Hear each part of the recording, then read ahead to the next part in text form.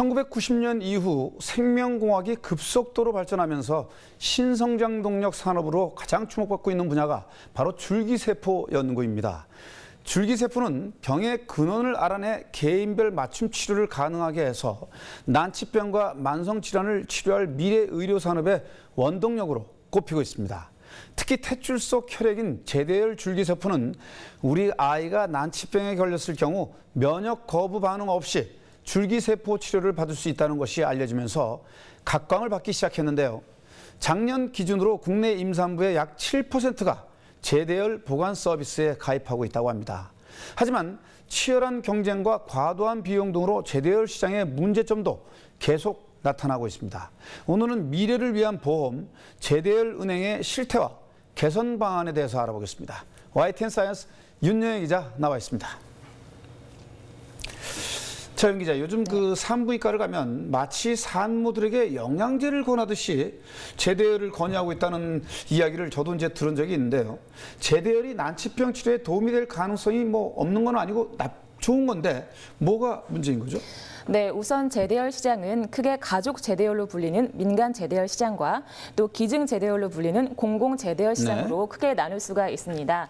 공공 제대열의 경우 국가에서 관리를 하고 있지만 민간 제대열 시장은 그렇지 않아 과도하게 영업을 하면서 상업적으로 변질된 측면이 있습니다. 네. 그런데 이제 실제로 제대열 줄기세포가 치료에 바로 응용이 될 수 있는 건가요? 아직 그 줄기세포 치료 기술이 그 정도까지는 발전하지 못한 것으로 알고 있는데 어떻습니까? 네, 그렇습니다. 바로 적용될 정도로 줄기세포 분화 기술이 아직 발전하진 않은 상태인데요. 하지만 아이를 위한 미래의 보험이라고 생각을 하고 제대열을 보관하는 산모가 늘고 있습니다. 일단 면역 거부 반응이 없고 또 아이가 컸을 때 줄기세포 기술이 상당 수준까지 발전할 것이라는 기대가 있기 때문입니다. 네, 제대열 은행들이 이제 난립을 하면서 과장 광고를 펼친다든가 또 산모들이 불편할 정도로 영업을 하는 등의 행위가 있다고 하던데 상황이 어느 정도입니까? 네, 그렇습니다. 지금 제대열 은행에서 코디네이터라고 불리는 이들이 산부인과에 상주하면서 상품을 설명하고 판매하는데요. 민간 제대열 은행의 실태와 문제점에 대해 취재했습니다. 서울의 한 산부인과 병원 로비. 젊은 여성이 책상 위 홍보물을 쌓아놓고 앉아 있습니다. 그 옆에는 제대열 은행 상품을 홍보하는 광고판이 세워져 있습니다. 의사는 아닌 제대열을 홍보하는 이른바 코디네이터들입니다. 팸플릿을 보면 수십만 원대의 유모차, 카시트, 비데 등을 사은품으로 제공한다고 써 있습니다. 하지만 막상 사은품에 대해 묻자 말이 바뀝니다. 선물을 주는 게 아니라요. 선물을 추가했을 시에 비용이 올라가요. 그냥 다 일괄적으로 드리는 게 아니라 11만 원 추가해서 나눠갈 거예요. 금품을 준다고만 써 있지 어디에도 비용을 지불하라는 말은 안 나와 있습니다.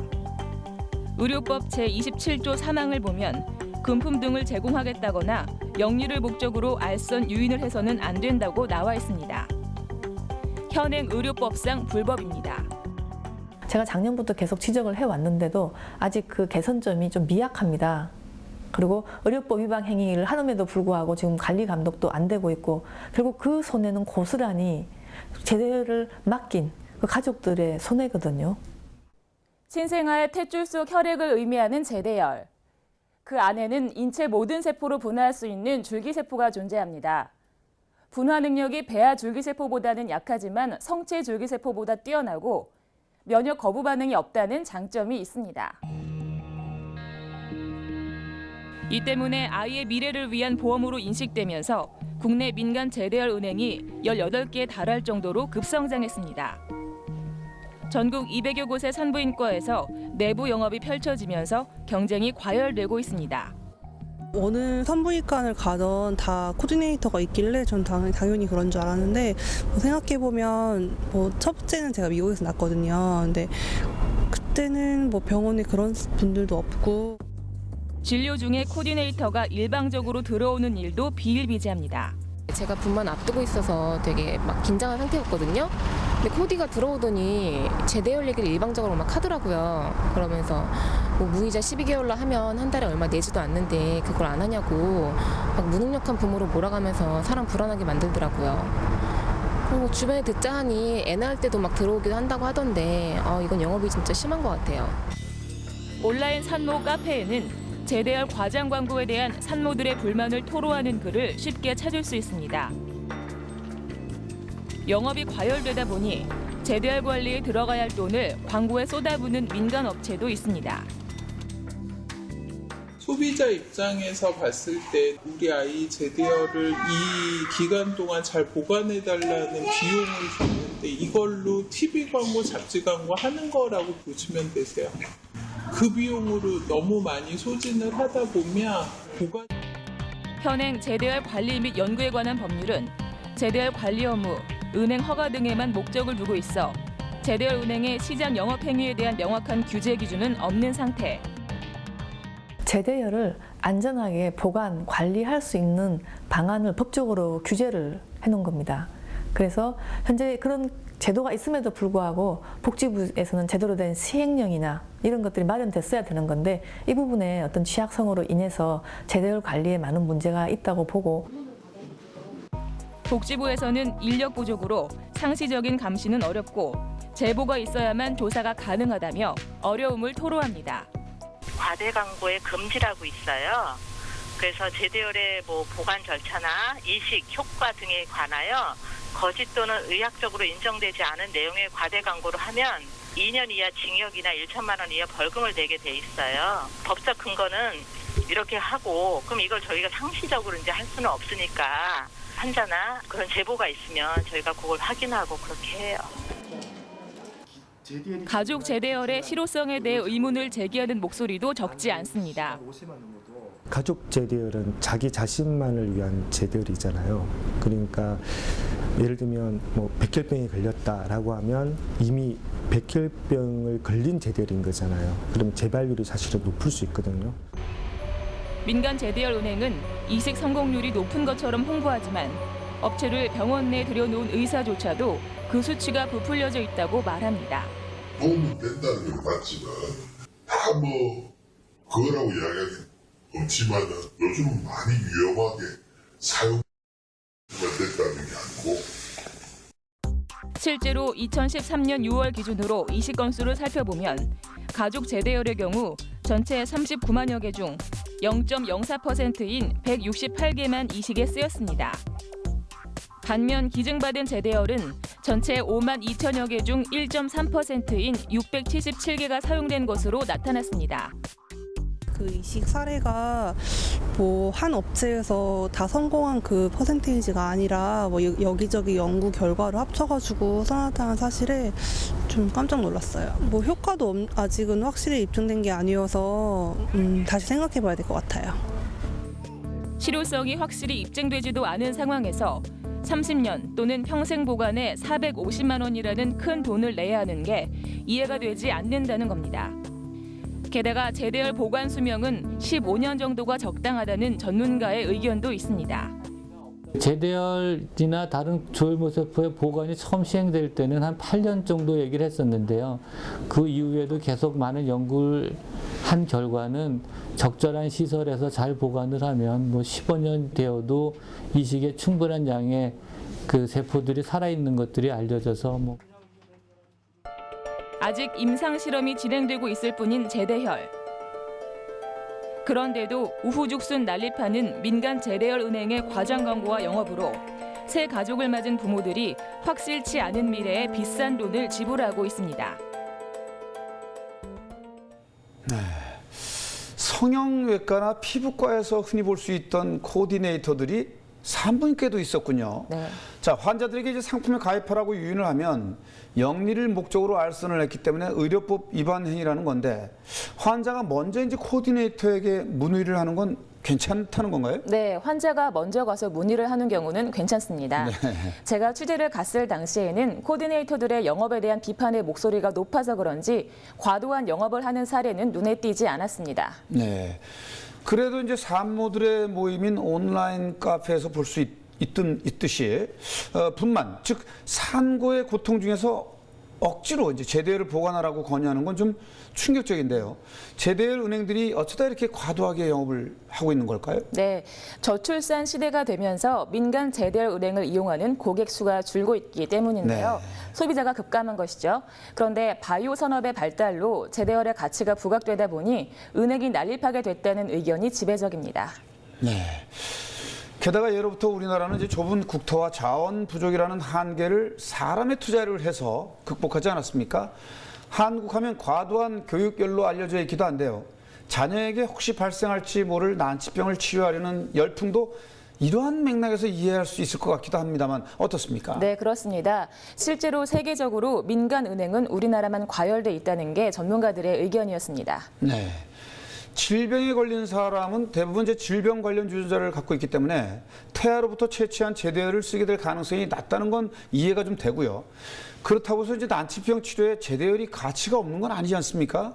제대열 시장을 어떤 방향으로 이끌어 나가는 게 좀 바람직하다고 생각을 하시나요? 네, 영국 보건성의 제대열 은행 가이드를 보면요. 가족들의 제대열은 유사한 유전적 조건을 갖고 있기 때문에 적절하지 않다고 쓰여 있습니다. 물론 태어나는 아이가 그런 질환이 없이 태어나고 그 제대열이 질환에 걸린 형제 자매와 완벽하게 맞다면 다른 가족의 치료를 위해서 사용될 수는 있겠지만 그럴 가능성은 굉장히 희박하다는 얘기입니다. 그래서 비혈연 기증자로부터 얻는 게 유익하다고 나와 있습니다. 네. 그래서 유전적으로 비슷한 질환을 앓을 가능성이 적은 건강한 사람의 유전자를 받는 게 이제 좋다, 바람직하다 이런 얘기인데요. 그래서 이제 그 공공부문에서 기증 제대열 시장을 좀 활성화시켜야 할 거라고 보여지거든요. 어떻습니까? 네, 그렇습니다. 특히 서울태줄은행은 운영난을 겪으면서 부도까지 났는데요. 이 경우 제대열을 보관한 산모와 가족들이 고스란히 피해를 볼 수밖에 없습니다. 또 민간은행은 제대열을 맡겼다가 망할 수가 있고 신뢰나 안전성 측면에서도 검증이 힘들기 때문에 선진국에서는 민간 제대열 은행보다 공공 제대열 은행을 활성화하고 있습니다. 공공 제대열 은행에 대해서 살펴봤습니다. 부도가 난 서울태줄은행의 제대열을 맡겼던 사람들이 만든 온라인 카페. 구체적인 피해자 대책도 없는 상황에서 답답한 마음을 하소연하는 글들이 올려져 있습니다.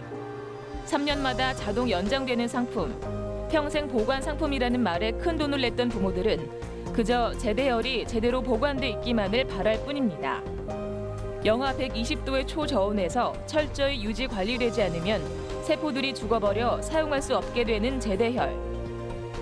양질의 제대열을 선별해 제대로 보관하는 게 중요합니다. 기증 제대열은 자기 자신만을 위해서 보관하는 게 아니라 전체 환자를 위해 보관하는 거죠. 그러니까 무조건 보관시켜 주질 않아요. 일정 세포 수가 되는 경우, 그러니까 제대열의 질이 보장되는 경우에만 보관하거든요. 성인 소아 구분 없이 환자가 이식에 필요한 적절한 조혈모 세포는 킬로그램당 3천만 개. 양질의 제대열을 보유하기 위해 정부 차원의 제도 구축이 필요한 이유입니다.